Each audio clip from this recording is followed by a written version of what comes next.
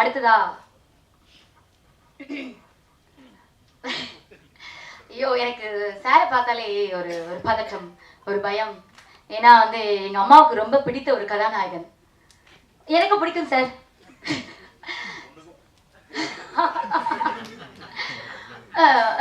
கதாநாயகன் அவருடைய கவிதை வரிகள் எல்லாமே நாங்க வந்து ரொம்ப ரசிச்சிருக்கோம். ஸோ கண்டிப்பா அந்த மாதிரி இனிமையான கவிதைகள் எல்லாம் ஆரம்பிச்சு ஏதாவது ஒரு விஷயத்துல முடிப்பீங்க. முடிச்சிருங்க வாங்க.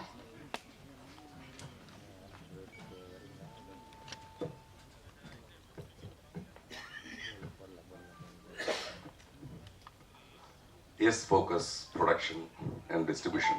Yes, 100% focused film இது. கரெக்டா? First line okay. உங்களுக்கு ஃபர்ஸ்ட் லைன் ஓகே ஆயிடுச்சுன்னு வச்சுங்களேன். Okay okay. ரொம்ப நேரம் திருப்பி பார்த்துட்டே இருந்தேன்.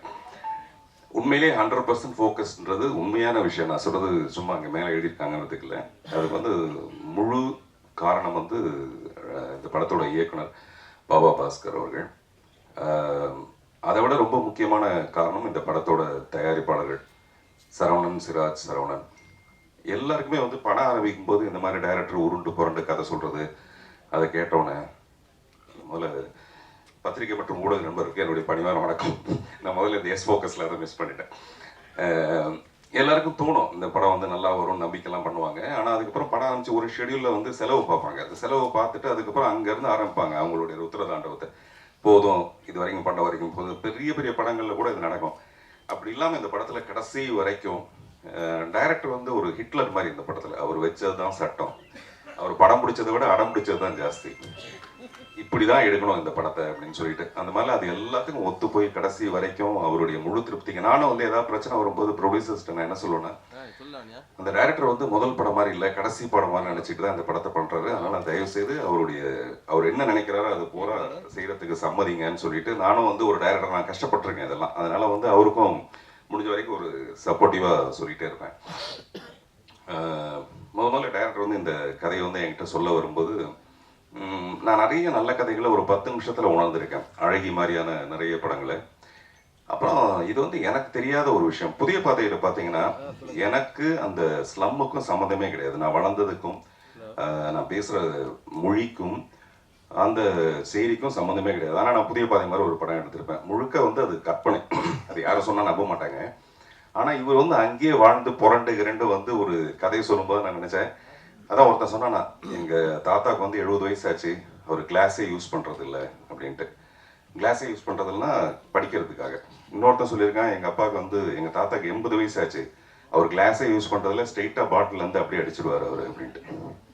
அந்த மாதிரி நம்மளாம் எப்படி யோசிச்சு கிளாஸ் போடுற மாதிரி பார்த்தா இவர் வந்து அவ்வளோ லோக்கலாக விளம்பரம் பண்ணும்போது தர லோக்கல்னு சொல்கிறாங்க. ஆக்சுவலாக இது ஒரு தரமான லோக்கல். வெறும் லோக்கல் மட்டுமே கிடையாது, ஒரு தரமான லோக்கல் படம். லோக்கல்ங்கிறது ஜாலியாக இருக்கும், பட் தரமான விஷயங்கள் நிறைய இருக்குது. பிகாஸ் அது வந்து டைரக்டரோட மைண்ட் செட்டே அந்த மாதிரி. அவர் எதை யோசிச்சாலும் ரொம்ப தரமாக தான் யோசிப்பார். இப்போ கூட மதுமிதா சொன்ன மாதிரி பெண்களை நடத்துறது உட்பட ரொம்ப அதுக்குரிய மரியாதையோட. ஸோ அப்படி கதை கேட்டு முடிச்ச உடனே எனக்கு ஒரே ஒரு நெருடல் மட்டும்தான் இருந்தது. இங்கே ஒரு நண்பர் கேள்வி கேட்ட மாதிரி இதில் வந்து எம்ஜிஆர் ராஜேந்திரன் சொல்லிட்டு அந்த எம்ஜிஆருடைய வேஷத்தை அந்த தொப்பியை தலையில் வைக்கலாமா வேண்டாமா, அது ஒரு மிகப்பெரிய நெருடல். நான் ரொம்ப நேரம் அதுக்கு பற்றி யோசிச்சுட்டே இருந்தேன் அவர்கிட்ட. ஏற்கனவே விஜயகாந்த் சார் வந்து இந்த மாதிரி ஒரு கருப்பு எம்ஜிஆர்னு அவருக்கு ஒரு பேர் இருக்கும். அதை பற்றி நிறைய கிண்டல்லாம் பண்ணிட்டு இருந்தாங்க.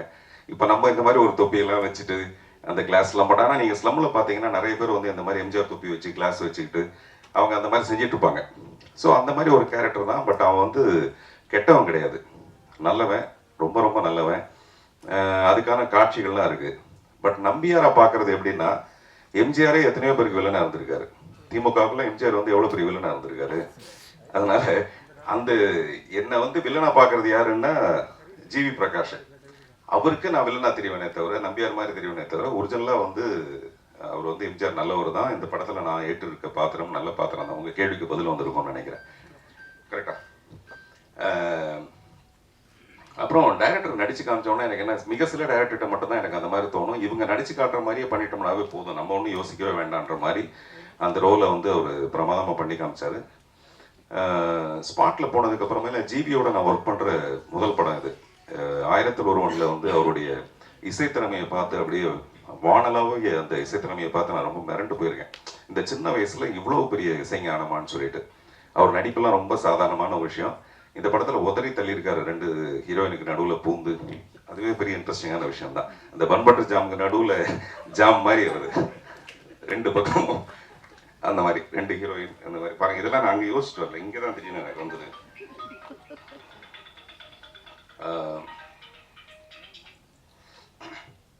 நான் ஒரு முக்கியமான காலுக்காக வெயிட் பண்ணி முன்னாடியே நான் ப்ரொடியூசர்கிட்ட சொல்லிட்டேன் 4 to 4:30 எனக்கு ஒரு கால் வரும், ரொம்ப அவசரமான ஒரு கால், அது மட்டும் பேசிக்கிறேன். ஒரு கால் இதுவாக இருக்குமோன்னு நினச்சேன், அது இல்லை இந்த கால். ஸோ அது மாதிரி எம்எஸ் பாஸ்கர் சொன்ன மாதிரி நானும் அவரும் ஒன்றா சேர்ந்து டப்பிங் பேசிட்டு இருந்த காலம், 2 பேரும் ஒருத்தருக்கு ஒருத்தர் ஆறுதலாக இருந்த நேரம். இந்த படத்தில் வந்து அவருடைய ஒரு நிமிஷம் மன்னிக்கணும்.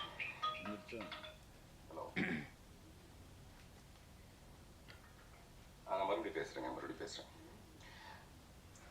அது சஸ்பென்ஸ் வேண்டாம், அப்படி என்ன முக்கியமான கால்னு சொல்லிட்டு நேற்று வந்து மிஸ்டர் அமீர் கானுக்கு வந்து ஒரு மெசேஜ் அனுப்பிச்சேன். ஒரு முக்கியமான விஷயமா மெசேஜ் அனுப்பிச்சேன். எப்போவுமே அமீர் கான் வந்து ஒரு 10-15 நிமிஷத்தில் எனக்கு ரிப்ளை பண்ணுவார். அந்த மாதிரி ரிப்ளை பண்ணார். இன்றைக்கி 4 to 4:30 நான் உங்களை கால் பண்ணுறேன்னு சொல்லிட்டு அவர் ஜப்பானில் இருக்கார். ஸோ அதனால் அந்த மாதிரி ஒரு கால் வந்து நான் மட்டும் எடுக்கணுங்கிற ஒரு கட்டாயத்துக்காக தான். அது எதுக்காக நான் அவர் அணுகினேன் அப்படிங்கிறதெல்லாம் வந்து விரைவில் சுவாரஸ்யமான ஒரு தகவலாக வரும். அப்படின்னு எம்எஸ் பாஸ்கர் வந்து இந்த படத்தில் மிக சிறப்பாக நடித்தது யாருன்னு பார்த்தா எம்எஸ் பாஸ்கர் தான் முதல்ல. அதுக்கு நீங்கள் எல்லாரும் ஓங்கி கை தட்டலாம். அந்த காலத்தில் நம்ம பாலையா, எஸ்வி சுப்பையா அந்த மாதிரிலாம் ஒரு ஆக்டர் இப்போ இல்லைங்கிற ஒரு குறையை போக்குறதுக்கான ஒரு விஷயம் வந்து எம்எஸ் பாஸ்கர். நிஜமாக நடிச்சு பிடிக்கும்போது அப்படியே பார்த்துட்டே இருப்பேன், கொஞ்சம் பொறாமையாக கூட இருக்கும், இந்த அளவுக்கு நம்ம நடிக்கிறோமான்ட்டு. உண்மையான விஷயம் வந்து இது வந்து பாராட்டு கிடையாது, உண்மை அப்படியே சொல்கிற மாதிரி. அப்புறம் இந்த 2 ஹீரோயினுக்கு எனக்கு எந்த விதமான சம்மந்தமும் கிடையாது, எல்லாம் ஜீவிதம் பொறுப்பு. அதனால அவங்கள பற்றி பேசுறதுக்கு எனக்கு எந்த விதமான ஒன்றும் இல்லை. அதனால அவர் பேசும்போது சாக்லேட் கொடுத்ததா, சாக்லேட் கொடுத்ததானே டைரக்டர் சொன்னார், ஒரு நாளைக்கு வந்து ஒரு சாக்லேட் வாங்கிட்டு வருவார், ஒரு நாளைக்கு அது வாங்கிட்டு வருவார், இது வாங்கிட்டு வருவார் ஸ்பாட்டுக்கு அப்படின்னு சொல்லிட்டு. அப்போ நான் சொன்னேன், நேரடியாகவே கொண்டு போய் ஹீரோயின்ட்ட கொடுத்தோம்னா தப்பாக இருக்கும், அதனால யூனிட் பூரா கொடுத்தோம்னா சரி பரவாயில்ல, யூனிட் பூரா கொடுக்குறாரு அதனால அங்கேயே போட்டோமேங்கிற ஒரு சாக்கு தான் கொடுத்தேன். அது நடிகர் விஜயகுமார் அந்த மாதிரி செய்வார். அவங்க வீட்டுக்கெல்லாம் வந்தவங்க பார்த்தீங்கன்னா இந்த வயதான பெண்மணிகள்லாம் வந்துட்டு இருப்பாங்க, அப்படியே கட்டி பிடிச்சிருப்பார், கொஞ்சம் கூட அதுக்காக சளைக்காம கட்டி பிடிப்பாரு. என்னடா அப்படி பண்ணிட்டு இருக்காரு பார்த்தா பின்னாடி ஒரு 4-5 இளம் பெண்கள், மொத்தம் 100 வயசு தான் இருக்கும் 4 பெண்கள். அதனால இங்கே கட்டி பிடிக்கிறது ஆரம்பிச்சது, அது வரைக்கும் யாரும் தப்பா நினைக்கூடாது. அந்த மாதிரி சில நேரத்தில் நான் சாக்லேட்லாம் விநியோகம் பண்ணியிருக்கேன். நான் பாடலாசிரியர் வந்து எனக்கு ரொம்ப போன படத்தில் ஒர்க் பண்ணும்போது அவருடைய திறமையை பார்த்தேன். நம்ம வழக்கமாக சொல்லுவோம் வாலி சார்லாம் அப்படியே ஸ்பாட்டில் அப்படியே எழுதுவாருன்னு சொல்லிட்டு. இவர் ஸ்பாட்டுன்னு எழுதுறதுக்கு முன்னாடி எழுதுவார், SPOT டீ போடும்போதே எழுதிவார் ஒரு டீயோட. அந்த மாதிரி ரொம்ப பயங்கர திறமையானவர். அப்புறம் கிரண் ஆர்ட் டைரக்டர் அந்த படத்தில் நடிச்சிருக்காரு. சீலையில் ஆர்ட் டைரக்டராக இருக்காரு பாருங்க, அது ஒரு விசில் அடிக்கிறார் யாரோ வந்து. ஸோ அதனால இந்த படம் வந்து ரொம்ப இனிமையான ஒரு அனுபவம், ரொம்ப என்டர்டெயின்மெண்ட்டான ஒரு ஃபில்மு. தயவு செய்து எல்லாரும் ஸ்க்ரீனில் இந்த படத்தை பார்க்கணுங்கிறது என்னுடைய அன்பான வேண்டுகோள். இப்படி ஒரு வாய்ப்பு கொடுத்த இயக்குனருக்கு என்னுடைய நன்றி. பாருங்க போகும்போது அப்படி லேசாக ஒரு ஐஸ் வைக்கிறேன். அந்த மாதிரி தொகுத்து வழங்கின கவிதைக்கும் நன்றி.